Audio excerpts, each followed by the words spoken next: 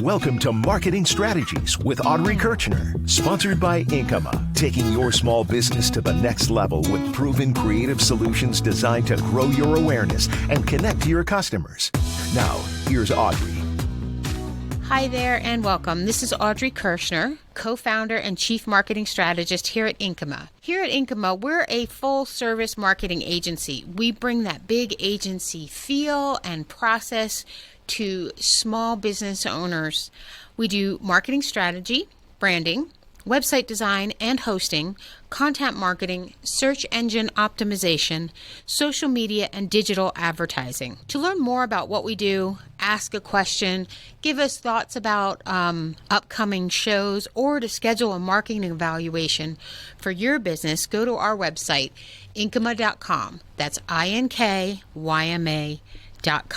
If you're a new listener, maybe it's your second podcast or episode, welcome. We have all of our previous episodes available to you to re-listen or listen to anytime you want. They're on our website. We're also on Podbean, Spotify, Amazon Music, and Audible. So in this week's episode, I wanted to talk about a marketing strategy for seasonal businesses. I became inspired during my interview with Hope Acker of Stormguard Colorado Springs, because she talked about how marketing suffers when they're in the middle of hailstorm season. It's crazy because we get all these ideas of, okay, we're going to do this. And then all of a sudden it's like, ta-da, hail. And it's like, oh, never mind. We're going to backtrack for a second. Yes. And so it's entertaining, too, in the construction field of like, oh, we have this 1-month plan, or we have this 3-month plan, and we have this 9-month plan and the 12-month plan. And then you get the weather of El Paso County and Colorado Springs and the local areas. And you're like, well, that was a fun plan. We'll revisit that in 3 weeks. So when we talk about seasonal businesses, what are we really talking about? And so a definition that I like to use is a business that has peak selling or service times around specific events of the year, or specific events at specific times. So let's kind of look at a couple of examples to see if your business actually falls into this. So there's holidays, right? You've got graduation, Father's Day, Mother's Day, other type of events that come around. Obviously the winter holiday season. So you've got Christmas, you've got Hanukkah, New Year's, all those good things. And then you've got vacation, right? Companies that support the vacation process or are a destination where people want to go. Taxes, tax season, right? It's actually an event in season. I'm sure there's other type of business event seasons as well. And then there's our traditional 4 seasons: winter, spring, summer, fall. There are things that happen around those timeframes and businesses that work heavily in one season than the other. And then there's trade shows and conventions. There are businesses that solely support trade shows, conventions. There are buildings, vendors, signage people, and so that you kind of have trade show season in specific places in the country. A type of business that may not be quite so seasonal is someone like a plumber. You need a plumber when you need a plumber, and it doesn't matter what time of year it is. And so they're pretty steady Eddie throughout the entire year. So now let's just take a few minutes to go over some examples of seasonal businesses. So obviously we've got retailers, brick and mortar, and e-commerce. And then, pick a holiday that they want to sell merchandise for. Many retailers, they hit them all, right? They have events for, Memorial Day, Veterans Day, Father's Day, Mother's Day, and then of course they've got graduation, they've got Christmas. Where they see their dips or their low time is when you're in between those holidays and you go for long stretches. Landscapers, winter is their down season, spring and summer are their peak seasons, and somewhat into fall. Same thing with roofers. You can do roofing when the weather's good enough out, but you're not going to have someone come and redo a roof in the dead of winter. The only time the roofers are going to get any type of work is if you have a catastrophic event happen to a roof and it needs to be fixed right away, regardless of the situation. Accountants, they have tax season, and then outside of tax season, they're pretty low. Most businesses don't need accountants year-round or any other times of year. One that most people don't think of is gyms. Their peak seasons are really in January and February, maybe somewhat into the early parts of the winter, but people are getting over the holidays and they're trying to get ready, get their body ready for summer so they can wear shorts and tank tops and look good on vacation. And then kennels. Kennels where you board your dog or your cat, they're very seasonal because when people use those services more when they're traveling, so think of the traveling holidays like Thanksgiving, summer vacation, winter break, spring break, and then their dips are like when school starts because people are staying home, which means the pets are home with them. And then a couple more are travel companies. Again, that summer, spring break, when people can travel with their families, they get more business. And then travel destinations are highly seasonal. And there are businesses in those locations where they may be a retail store, but their retail is solely dependent on the people that are coming to visit in that destination. So they are very seasonal as well. And in general, every business has peak times and low times if you really, really look at it. So I'll use Inkyma as an example because we're a marketing company and you would think, well, a marketing company, you can get a client anytime, which is true, but it's easier for us to find clients and we get more inquiries in the fourth quarter and the first quarter of the following year. People are trying to finish up their budgetary spend and get prepared for the next year. So we'll get an influx at that time. And then over the summer, we kind of dip down. Yeah, we still get more clients come in, but it's far less because I think people are focused on vacations and doing other things and not so much about focusing on their business.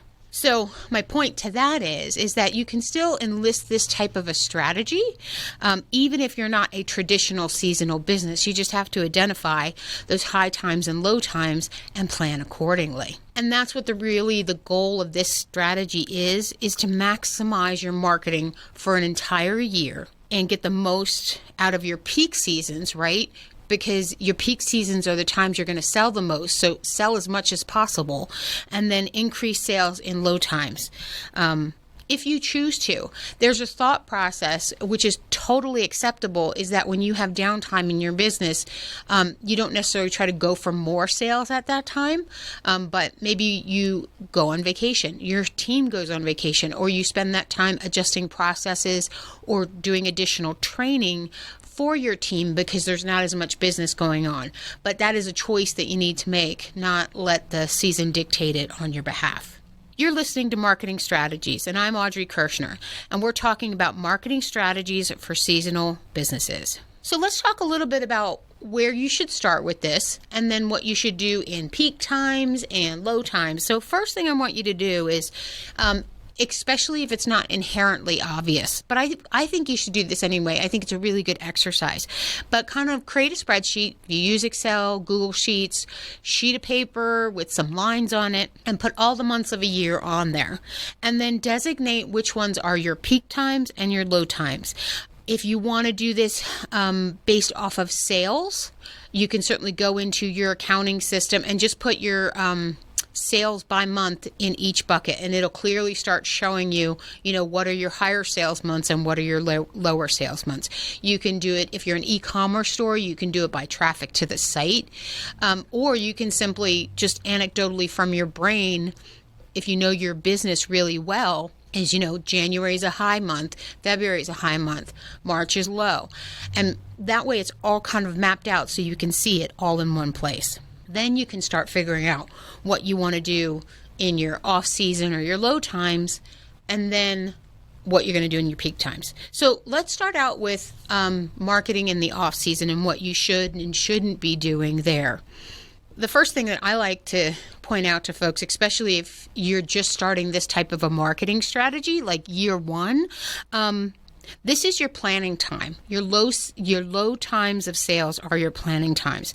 So if you're going to update your website when you're in your low season, that's the perfect time to do it, because a website, whether you're doing it yourself or you're working with an agency to do it on your behalf, it requires attention and focus. This is a big deal. It's probably one of the more expensive and used marketing assets that you own. And so you want it done right, which requires you to, pay attention to it and not do it in between doing 1,000 or 1,000,000 other things. So if you have an agency you're working with, they're going to need you to review things. They're going to need your thoughts, your feedback.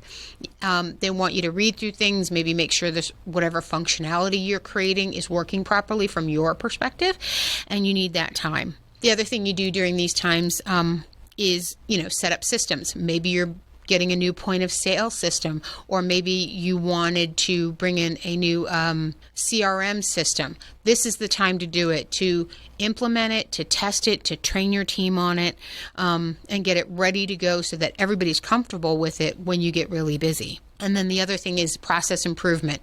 You have processes in your business, how you do things. They need to be tweaked. Your business grows, it changes, your processes need to change. This is the time to make those changes. And then the other thing is, if you're going to hire a marketing company, you want to interview and select and onboard that company during your low peak seasons, not when you're really, really busy. Again, it's one more thing on your plate, and it won't get the time and attention that it needs. And then, of course, like I said before, vacations, training, all that other good stuff, at least for the first year, you can solely dedicate those times to get that stuff done, or maybe a week or 2 weeks. So the next thing I want to tell you not to do is don't turn off your marketing in slow or off-season times. You can turn it down, right? So if you're doing digital advertising, you can lower your ad spend so that you're not getting as many impressions, but don't turn it off, right? You've spent time, if you have any type of campaigns running now, to build up your audience. And it doesn't matter whether it's in an email list or social media sites or driving traffic to your website or getting people to read your blogs, like optimizing your SEO. You turn that off, and then when you turn it back on, your audience is cold, and it's basically like starting from scratch again, which you don't want to do. So don't waste your previous ad spend. You can turn things down and keep that audience warm. And so kind of piggybacking on that point, maybe you don't want to do quite as much ad spend, but you can certainly pump up your newsletters a little bit, like stay in front of people. You can recycle old blog articles. So if you've been blogging for a good year, 9, 10 months, you can go back to old articles, refresh them, and then pull them into your newsletter as newer content, because you've got more people on the list. Or if someone's seen it before, whatever the content is, it's a good refresher. And then it keeps you top of mind with them without you having to constantly write articles. So you may bump down to one new article, one rewrite article for those down peak months, and then throttle it back up later. Another thing that you can do is really start collecting potential clients for the next peak season during your off season. So if you have a email list, or you have a social account, any place where you're collecting people, give them special offers, discounts, freebies, incentives that they can use at the very beginning or at the very end of your peak season to kind of ride that wave up and down, right? So the beginning of the season, you get people trickling in and it's your season. But if these folks come in with the offer, that's great. And then you get your late to the party kind of folks at the end, where you can just kind of top off your revenue for that cycle.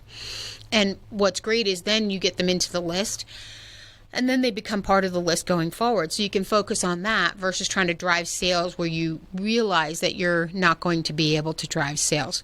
So a good example here are those accountants we talked about. They know when their season is, right? It kind of starts in January, keeps ramping up, gets really frenzied through March and April. And then obviously it starts going down as closer you get to tax day, and then a little bit after. So in the off season, they can create campaigns to give people special offers if they get an early bird special for January, and then a late to the party or last minute special right near the end if they choose to, where you can file an extension and then get them done end of April, May timeframe.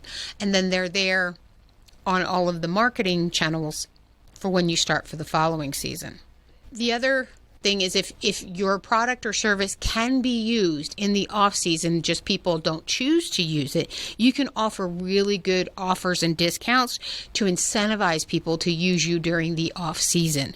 So this is really good for hotels in travel destinations, right? They're going to charge you peak pricing during peak seasons, but if you go to that destination during their off season, you can get better hotel, car rental pricing as an idea. So, don't be afraid to look at industries outside of yours for ideas and thoughts on how to market your business, because most of them are transferable. Like that hotel offer idea can be transferred to just about anyone, depending on what the service is. You're listening to Marketing Strategies, and I'm Audrey Kirshner, and we're talking about marketing strategies for seasonal businesses. The last item that I have for off-season marketing is gathering testimonials. So many business owners, when I talk to them, they don't think about gathering testimonials, or they don't think of it as a marketing tactic. And it really is. It is a standalone tactic. And if you put some effort behind it, it pays dividends. So this is asking your current customers from previous seasons to please leave a testimonial for you. Either send it in via email so you can use it on your website, or put a Google review in. If you're a Yelp or a Thumbtack person, put wherever you want that, or on one of the social channels. The reason it has to be a marketing tactic and not an afterthought is that across the board, regardless of the industry, it is difficult to get testimonials. Not because people don't want to give them, but they have other reasons. They're really busy. They're like, oh, I'll get to that, and they forget about it. For most people, writing something is a challenge, right? Starting, middle, and end. A lot of people don't do it, and then they put it off because it requires think time for them. So if you just create a simple program or process using either email or text to say, hey, I'd love a review. Can you review here? Put the links in. Or if you have a question or a concern, email me back. That's important language. Don't incite them to write a bad review because you weren't aware that they had a bad or an iffy experience. So it gives you an opportunity to talk to them about those experiences, as well as give you a good review. But then you have to follow it up. I usually recommend 2 follow-ups. So you send the initial.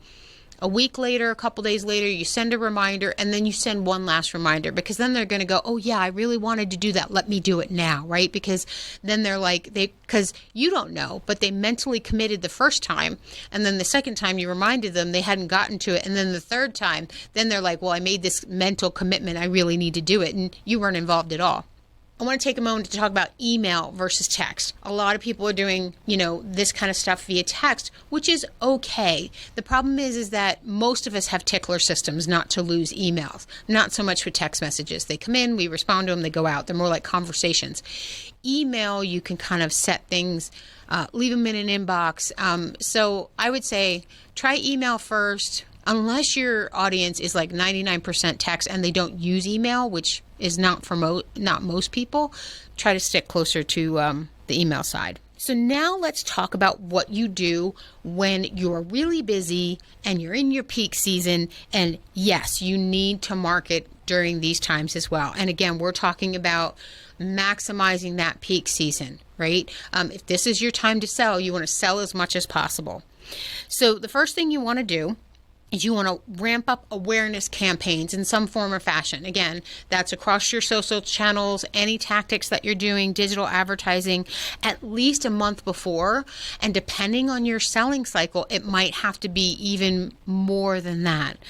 And then you start it, and then you keep it going throughout the entire season, and then past your end of season by another 2, 3, 4 weeks, just to get those people at the end, or folks that were just, because there's that like afterglow period. Whatever the season is, people are still thinking about it. If it's a vacation, a destination, they're thinking about, they should have gone there.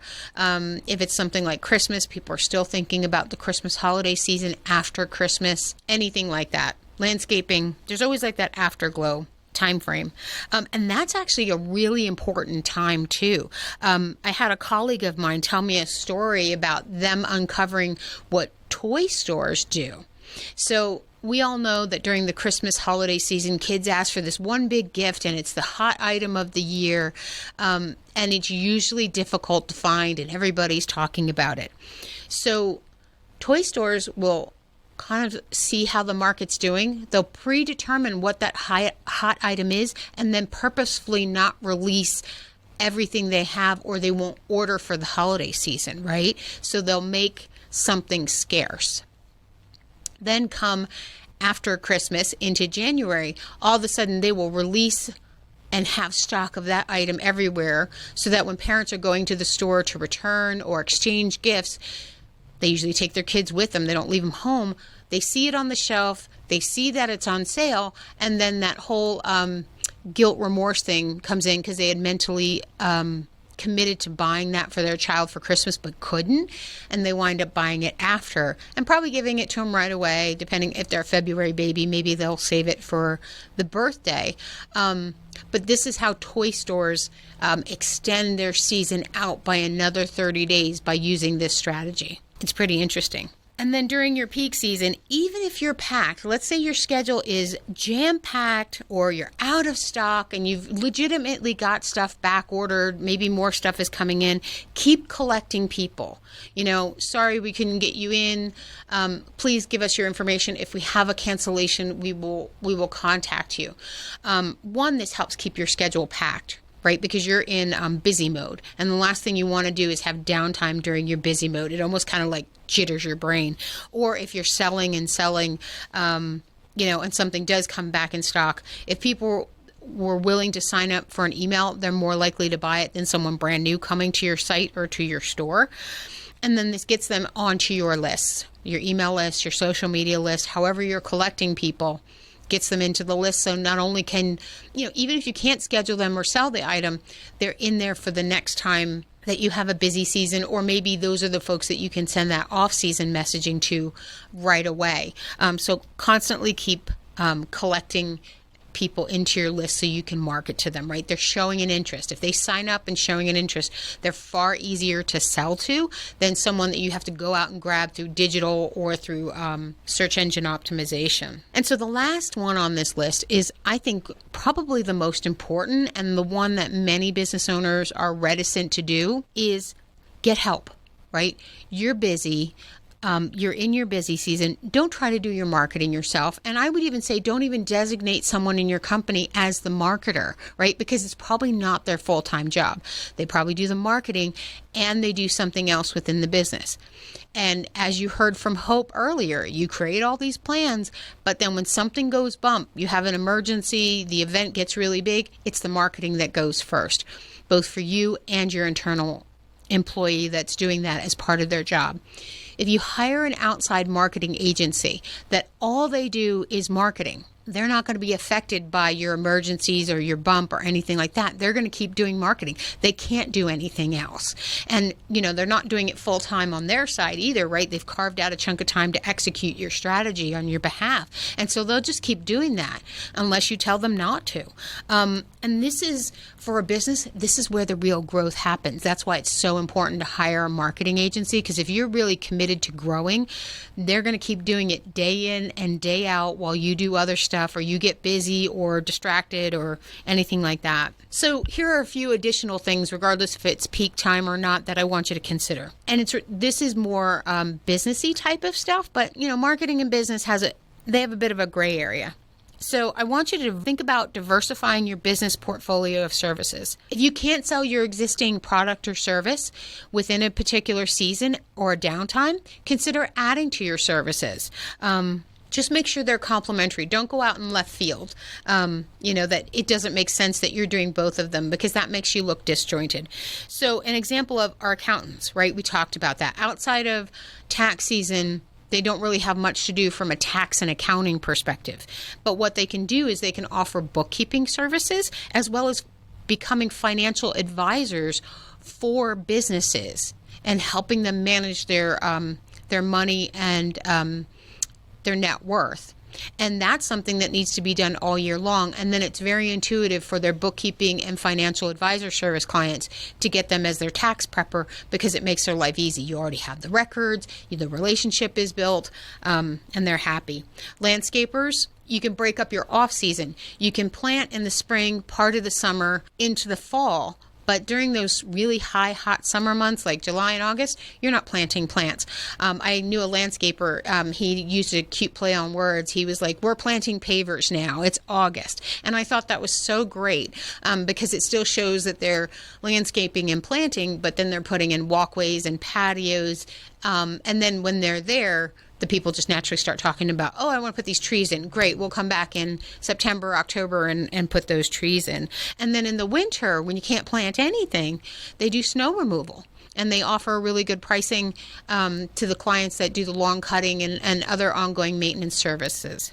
So the real key here with the ebbs and flows of seasonal marketing is that you just have to have a really good strategy in place, and you have to know when something changes from one tactic to the other and give yourself plenty of time for that transition. So I talked about that a little bit earlier too. Like, if it's January and your peak season is coming up in April, you need to start the planning and then pick an execution date in March so that you're ready for that April season. And that's why this calendar is important.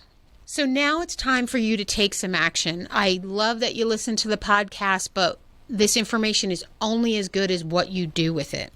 So the first thing I want you to do is what I talked about before, is create that visual monthly plan for an entire year and figure out where your peak seasons are, where your low seasons are, and then consciously make a decision what you're going to market when, meaning this is a low season, we're vacationing this month. This is a low season, we're going to start collecting people and testimonials. We're going to do process improvements. Put it on the schedule so that you know what you're doing. If you want to diversify, start your diversification planning during that off season. You won't be able to do it that first season, but you can do it the next time. Don't start planning when you're in peak season, because it'll never get done. And then the last thing is hire a marketing agency. And then hire that agency when you're in your low season. But a good agency will actually come in and create that plan on your behalf, walk you through it, talk about what you want to do. You create it together, and then they actually will execute it on your behalf, which means you have less work to do, regardless of it's your peak season or your low season. Here at Inkyma, we like to give back to the business community. I provide a free 45-minute marketing consultation to any business owner. Maybe you want to talk about your peak seasons, your low seasons. Maybe you want us to create a strategy for you that then you can kind of take and execute on your own. Or maybe you just have a couple of different questions about branding. That 45 minutes is for you to talk about your business. Just go to our website, inkyma.com. That's INKYMA.com, and click on the button in the upper right-hand corner, Schedule a Marketing Evaluation. Pick your time, and we are on the calendar. So thanks so much for listening this week. If you found the information in this episode helpful, consider sharing it with other business owners you know. Because the purpose of this podcast is to help educate business owners so that all businesses can grow. Thanks for listening, and have an amazing day. Thanks for listening to Marketing Strategies, sponsored by Inkyma. Online at INKYMA.com. Listen to Marketing Strategies every Saturday at 7:30 on KPPF.